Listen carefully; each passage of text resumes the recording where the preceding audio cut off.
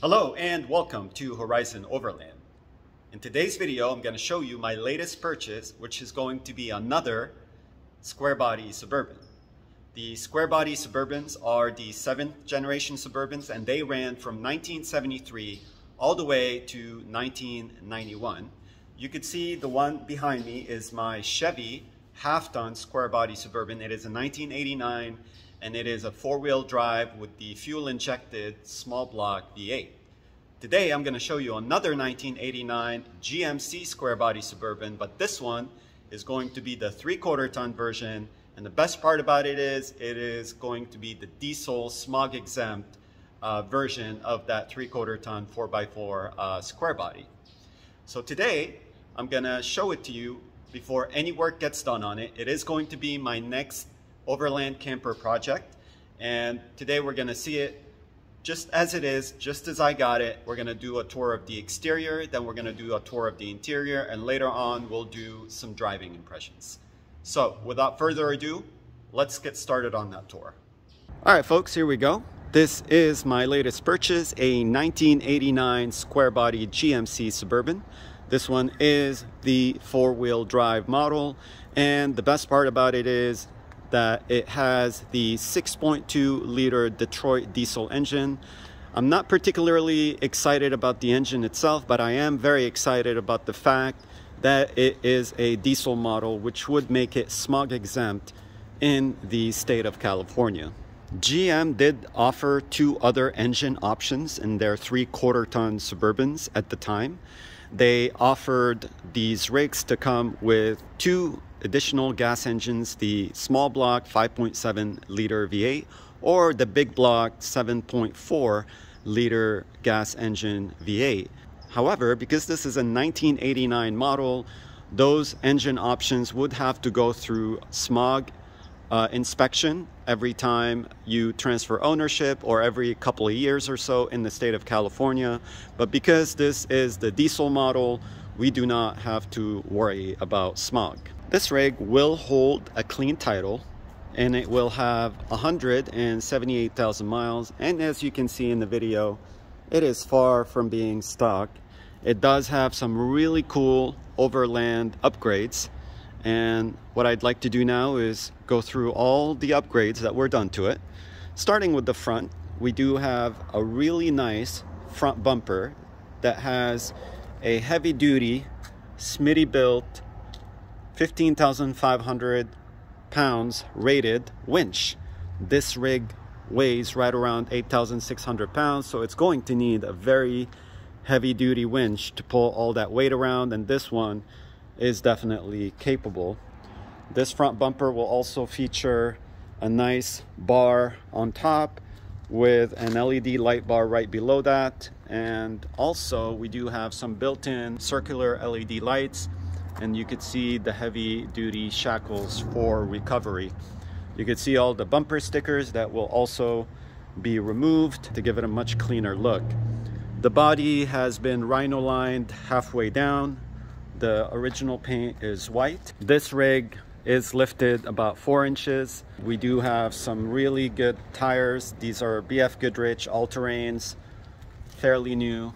And then the wheels are Raceline wheels. These are 16-inch wheels. Here on the side, we see some wide side steps. These are C-A-R-R side steps. We do have 2 of them on both sides. And here you could see on top, on the roof, we also have a custom-made roof rack.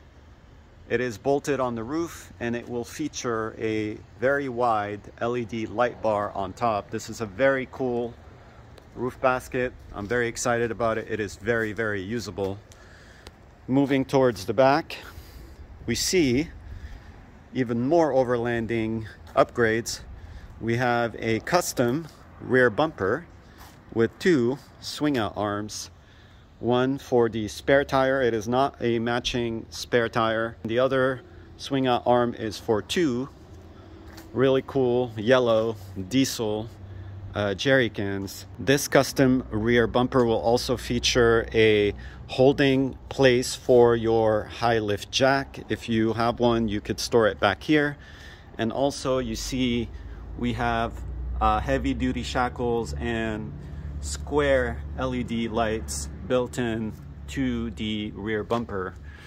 This rig will have the towing package, and I believe these were rated right around 10,000 pounds of towing. This Suburban will have the tailgate option with the automatic roll down rear window. I do prefer the barn doors, which is what I have on my half ton, but in this one the tailgate will have to do. This rig will have the 14-bolt heavy-duty rear axle with the automatic G80 lockers. And then also in the front we do have the solid front axle as well. I believe the front is a 10-bolt, and it will have the manual locking hubs. These are the worn locking hubs, and if you rotate these locking hubs manually, you will engage the front lockers. This is my favorite feature. Aside from the looks of these rigs, my favorite feature on these rigs is that they have solid front axle in the front and the rear. And also what I'd like to do is show you the undercarriage on this rig. You could see it is very, very clean, very little surface rust, no major rust at all. Also, this thing has been kept up in great shape, no major leaks. You may see a little seeping of oil here and there. It is an old rig, it's a 1989. This thing has been kept up by the previous owner in excellent condition.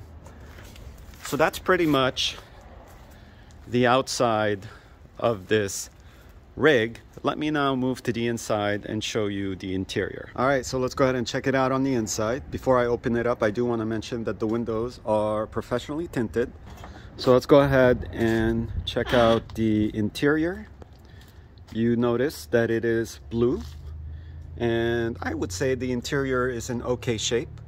There are a few broken items, some broken pieces in the interior, as well as some missing pieces. Like here you see the lower door panel is missing, and the armrest, you could see it's almost coming off. So I might have to do some searching on eBay and maybe my local junkyard to restore this interior. The carpet is a little bit dirty. We do have aftermarket floor mats, also a little bit dirty. So also what I'm gonna end up doing is removing all the seats inside to do some deep cleaning on the carpet. This is the SLE model, so it is considered fully loaded. At the time you do have all your power windows and your power door lock operation. Here on the driver door we do have two front bucket seats with some side armrests. These bucket seats do have a seat cover on them. I will be removing the seat covers. Hopefully I don't run into any surprises under the seat covers. The armrest, there should be two of them, one on each side of the seat for both seats. However, the ones in the middle have been removed to make room for this really cool aftermarket center console. It is a metal built center console. It is, you could lock it, but also it has a nice padding, nice leather padding for your arm to rest. And if I open it, you'll see it's quite spacious inside. You could store a lot of items in here. This thing could be your safe. And right in front of it we do have two cup holders. The headliner has been replaced. This is not original headliner. This is more of like a leather aftermarket headliner, and I have to say that it is really, really nice. It has been done very, very well. So let me go ahead and hop in here to show you more of this interior. Here we see the instrument panel. All the gauge clusters are in good functioning order. Everything is reading accurately. This is a 3-speed transmission. You see the column shifter. You could see the dashboard actually looks to be in decent shape. Usually these dashboards, because of the sun and you know how old they get, they do tend to crack and disintegrate. This one is actually not that bad. We do just have this crack running through, but that's about it. That's the only imperfection we see on the dashboard. Here you see this wire hanging from the ceiling. The previous owner did have a CB radio connected to the top right here. You could see the screw holes. Continuing the tour of the front interior, we see the glove compartment. It is missing the lock, and this is something I'm gonna have to repair as well. Here we see the ashtray, and next to the ashtray we have a few buttons. This is to roll down the rear window. You've got the rear defroster. We do have rear AC in this car, and here is the climate control. Both heater and AC work very well. Here we have an aftermarket JVC single DIN stereo, which also has Bluetooth audio, which is great. And the speakers have been upgraded and they sound actually very, very well. This is a control panel under the column shifter. This is to turn on and off all the LED lights all around the vehicle. And we do have some USB ports on both sides, and then a battery voltage reader as well. There's some exposed wiring underneath here that I'm gonna have to address, probably tuck away so it's not hanging the way you see it. Here on this side in the middle we have the 4-wheel drive lever. We do have the standard 2 high, but also while you're driving you can go down to 4 high, and then if you need to go to 4 low you'll have to shift the transmission into neutral. And then finally up here we have some storage compartments, and then we also have some dome lights. Everything works up here. The dome lights have been converted to LED, and we have 2 up here in the front and also 2 in the back. Okay, so that's pretty much the front of this interior. Let me now move to the back and show you more of it. Here you see the second row bench seat is in really good shape. The cloth is a little bit dirty, but there's no rips or holes in it. And we do have a blue floor mat. This is a factory floor mat. It is dirty, and the carpet is a little bit dirty back here, but nothing that we can't handle and clean. Here's the door panel. This one looks to be in decent shape. You have your power windows, and also you do have a cigarette ashtray, you know, for your kids. Just kidding. Let me go ahead now and fold down the second row seat to show you what that looks like. All right, so I went ahead and folded down the second row seating, and you see how nice and flat it folds to the floor. I really like that feature on the square bodies. Back here, we do see a third row seat that is also available on this rig. This third row seat does have a black leather cover on it. It has been done very well, I have to say. I will definitely remove the third row seat on this rig to do the build back here. I haven't decided whether I want to retain the bench seat for the second row or not, but definitely the third row will be removed. Back here, you notice the carpet has been removed and the floor has been rhino lined. So you notice this is what it's supposed to look like, and the carpeting has been removed. It almost makes it look like you could use this as a truck back here. Here we do notice the aftermarket speakers. These are really nice sounding speakers. I believe these are Kenwood. There's a cloth bezel that used to be here, is not available. So one of those things inside this interior that is also missing. So that's pretty much what it looks like back here. Let me now move to the back, open it up, and show you the rear area. Okay, so I went ahead and pushed the swing out arms on both sides out of the way. They do lock in position once you swing them out. And then now we have the tailgate exposed. And in order to open this tailgate, you have to put the key in. And then once you rotate the key, you see the window has to go down. And now we have an open window, and then you reach in and then go ahead and let the tailgate down. This is the handle to open the tailgate, and you notice that the tailgate has also been rhino lined. This feels like a truck bed back here. This is where the old spare tire used to be. Now it's just an empty area that probably will be used as storage when I do the build. The previous owner has been kind enough to provide me some extra stuff. This is the remote control for the winch, and we do have some, you know, these are for the jerry cans. I have some straps in here, so that's very nice that we have a little bit of extra stuff that came with the purchase of this rig. But here you could see how much space we have back here. These are very nice and spacious rigs, very long, and this is actually behind the third row seat. You could see how much space we are greeted with. So that's pretty much the interior of this rig. What I'd like to do now is show you the engine compartment. So here we are at the engine compartment. Again, this is a 6.2 liter Detroit diesel. The 6.2 liter Detroit wasn't a very popular option among the diesel enthusiasts, mainly because these engines were very underpowered. I think they were rated right around 150 horsepower and 260 foot-pounds of torque, which for a rig that weighs 8,600 pounds, it really doesn't give you much performance.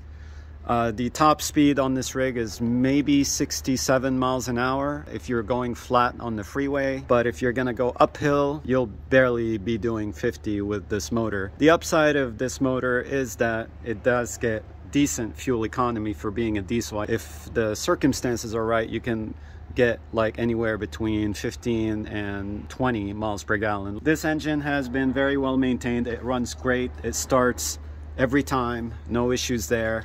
The previous owner has done a lot of maintenance on this engine to keep it running in good shape. Some upgrades were done. He did do some modifications on the glow plugs. The radiator is bigger, so that has been upgraded. We do see two dual batteries in the front. Both batteries are new. I think the alternator was also upgraded as well. So even though this isn't a very powerful motor, it does run really, really well. And I think what I'll end up doing is I'll end up driving it until something happens where it does need some mechanical attention, and I will take that opportunity to potentially do a swap of the motor. Again, we are dealing with a smog exempt vehicle, so it would be a lot less restrictive for me to put whatever I want in here. And I'm thinking maybe at some point I'll do a Cummins swap, a 12 valve Cummins engine, a 5.9 liter, made it to a potential 5-speed manual transmission. I think that would be the dream conversion for a rig like this. What I'd like to do now is go ahead and start it up and take it for a drive and talk about some driving impressions. All right, folks, so I'm inside the vehicle and I'm about to go ahead and give it a cold start. So let me go ahead and do that. I think what you have to do with these diesel engines is you want to put the key in the ignition and let the glow plugs warm up. There is an indicator. There's an indicator that would light up the glow plug, and when that light goes off, it's now safe to start. As you can see, it starts right away. Sorry if it's loud in here. It is a diesel, an old school diesel after all, so I'm just gonna give it a second here to warm up and then we'll be on our way. So I did pick this thing up yesterday from a place that was about 200 miles away from where I am. So I did have plenty of time to drive it and feel it. And I have to say, aside from the lack of power, this thing drove and handled pretty good. The steering felt pretty solid. The previous owner did change the steering column to fix a steering wobble issue. The brakes feel pretty good. The transmission is pretty interesting. It's a 3-speed. So it will shift from like first to second right around 25 miles an hour.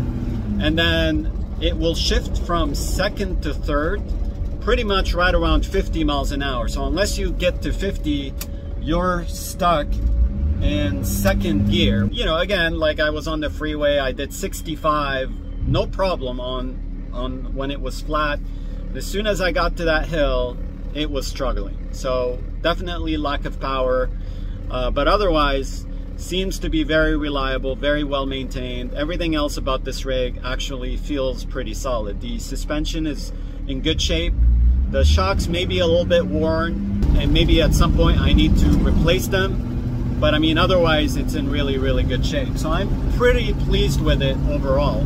Since this thing isn't very powerful, you kind of have to plan ahead, you know, when you're merging onto the freeway or you want to, you know, change lanes. You definitely want to plan ahead with something like this. It does feel like you're driving a bus or a big truck or something like that, but it is cool. It does sound pretty awesome. It does turn heads wherever you go because it is a diesel Suburban, old school Suburban. You don't see those anymore. I mean, I'm really happy with it. Even with the lack of power, I'm really happy with it. And I'm also happy about the fact that it could potentially be way more than what it is now. So that concludes today's video tour on this 89 3/4 ton square body GMC Suburban diesel. I'm very excited about building this thing up to become a very cool overland camper. I have some really cool ideas for a camper build for this rig, but also I'm definitely going to spend some time, clean up the exterior, touch up the paint a little bit, remove all those stickers, and also repair and clean the interior of this rig. Thank you so much for watching this video. I really appreciate it. Until next time, take care and have a wonderful day. Bye-bye.